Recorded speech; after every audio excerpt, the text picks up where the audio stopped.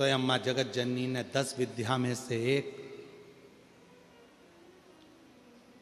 माँ को याद किया और माँ तारा का एक स्वरूप माँ सरस्वती के रूप में विराजमान हो गया। कंठ में रहने से विष की तपन के कारण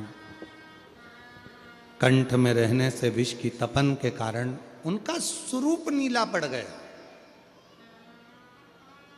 और जब उनका स्वरूप नीला पड़ गया तो भगवान देवाधिदेव महादेव ने कहा, सुनो पार्वती, संसार के लोग, भूमंडल में रहने वाला यदि कोई भी मानव जिसकी विवेकता, बुद्धि, विचार, सोच, ज्ञान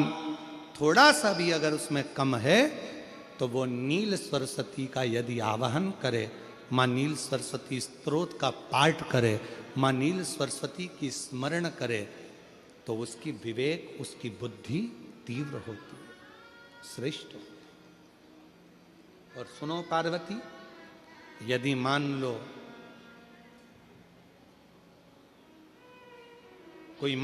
नील सरस्वती का स्तोत्र का पाठ नहीं कर पाए,